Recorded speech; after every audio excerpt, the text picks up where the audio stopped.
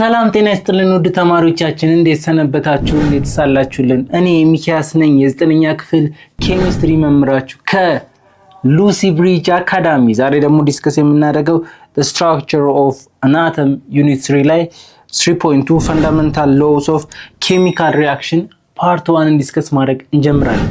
ዲስከሽናችን ከመጀመራችን በፊት www.lucybridgeacademy.com የእናንተ ዌብሳይት ነው። ብዙ አማራጮችን በኖት በተለያዩ ጥያቄዎችን በተለያዩ 5 ቋንቋዎች ጨምሮ ለእናንተ የበለጠ ተደራሽነት በማስፋት እናንተን እየጠበቃችሁ ይገኛል። እየተጠቀማችሁ እንድታተርፉበት እየጋበዝኩ ሐሳብ አስተያየት ካላችሁ ደግሞ በቴሌግራም ቻናላችን ሉሲ ብሪጅ አካዳሚ ሐሳብ አስተያየቶቻችሁን ስጡን። ለኛም ይጠቅማል ለእናንተም ስለሚያግዝ ሐሳብ አስተያየቶቻችሁን እየተቀያየርን የበለጠ ደስ የሚያሰኝ ጉዞ እንዲኖርና ውጤታማ እንድትሆኑ ነው ዋና ዓላማችን። ስለዚህ ሐሳብ አስተያየቶቻችሁን በቴሌግራም ቻናላችን መስጠት እንዳትዘነጉ እያልን ወደ ዛሬው ዲስከሽናችን እንገባለን። ኦኬ፣ እንደምታውቁት ኬሚስትሪ ኬሚካል ሪአክሽን የራሱ የሆነ ህጎች አሉ፣ ህግጋቶች አሉት። ኬሚካል ሪአክሽንን ለማስተዳደር የሚጠቅሙ በማንኛውም ሁኔታ ላይ የትኛውም ሀገር ላይ የትኛውም ስራ ላይ ምን አለ? ህግ አለ አይደለ? ያንን ስራ ለማስተዳደር የሚጠቅም ህግ ይቀመጣል። ያ ህግ ካልተቀመጠ ኤግዛክት የሆነ ባህሪዎችን ኤግዛክት የሆነ እንዴት ይተዳደር ያ ስራ እንዴት ይሰራ የሚለውን ማወቅ አንችልም።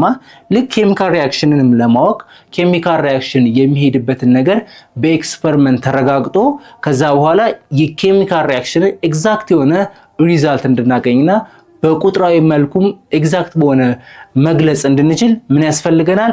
ሩል ተቀምጧል። ይሄ ሩል የተቀመጠው ግን በአቦ ሰጠኝ አይደለም የተቀመጠው፣ በተለያዩ ኤክስፐሪመንቶች ተሰርተው በዛ ኤክስፐሪመንት መሰረት ነው ይሄ ህግ የተቀመጠው ማለት ነው።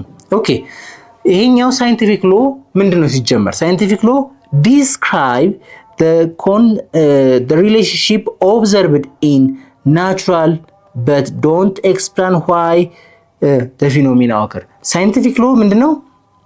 ኦብዘርቭ ተደርጎ ኔቸር ነው እንደምታውቁት። ሳይንቲፊክ ሎ የተቀመጠበት ዋነኛ ምክንያት ኔቸር ላይ ቤዝድ ያደረገ ነው።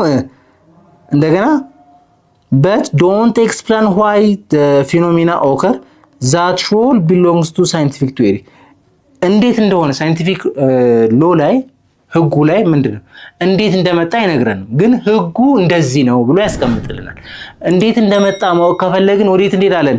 ወደ ሳይንቲፊክ ቲዮሪ ባለፈው ዲስከስ ያደረግነው እንሂድና በሳይንቲፊክ ቲዮሪ ደግሞ ይሄ ነገር እንዴት እንደመጣ ይሄ ነገር ህጉ የተመሰረተበት ዋነኛ ምክንያት ምን እንደሆነ ይነግረናል ሳይንቲፊክ ቲዮሪ። ሳይንቲፊክ ሎ ላይ ግን ምንድነው ይሄኛውን ነገር እንዴት እናስተዳድረው ማስተዳደሪያ ህግጋቶችን የሚያስቀምጥልን ምን እንላለን? ሳይንቲፊክ ሎ እንላለን ማለት ነው። ኬሚካል ሎ ሰመራይዝ ኬሚካል ሎ አንዱ የሳይንቲፊክ ሎ ነው። ኬሚስትሪም በሳይንስ ውስጥ የሚገኝ ሐሳብ ስለሆነ ሰመራይዝ ኤክስፐሪመንታል ኤቪደንስ አባውት ሎ ኦፍ ማተር ቢሃቭስ ኤንድ ኮምባይን ዱሪንግ ኬሚካል ቼንጅ። ይሄ ኬሚካልስ ሎ የኬሚካሎች ምን ያደርጋል? ማተሮች ምን አይነት ባህሪ ይኖራቸዋል፣ ምን አይነት ባህሪ ያሳያሉ የሚለውን ነገር በማረጋገጫ በኤቪደንስ ምን ያደርግልናል? ያስቀምጥልናል። እንደገና ደግሞ ኮምባይን ሲሆኑ የተለያዩ ማተሮች የተለያዩ ኤሌመንቶች ኮምባይን በሚሆኑ ጊዜ ምን አይነት ቼንጅ ያመጣሉ የሚለውን ያሳየናል ማለት። ስለዚህ ህግ ነው።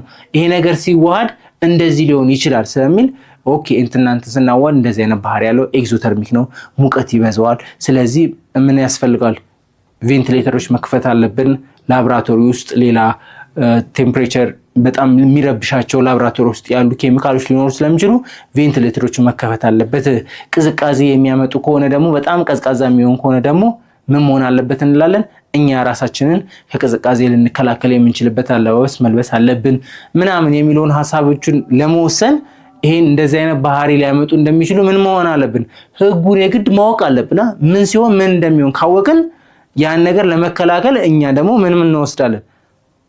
የራሳችን ሜጀርመንት ለመውሰድ ያግዘናል። ከዛ ባሻገርስ እንዴት እንደመጣ ማወቅ ከፈለግን ደግሞ ሄደን ሳይንቲፊክ ቲዮሪ ላይ ሄደን እንዴት እንደመጣ ደግሞ መረዳት እንችላለን። የዚህን ትምህርት ሙሉ ክፍል ማግኘት የምትፈልጉ ከሆነ በሉሲ ብሪጅ አካዳሚ ዌብሳይታችን ወይም በሞባይል አፕሊኬሽናችን ማግኘት የምትችሉ መሆኑን እየገለጽን መልካም ትምህርት እንላለን።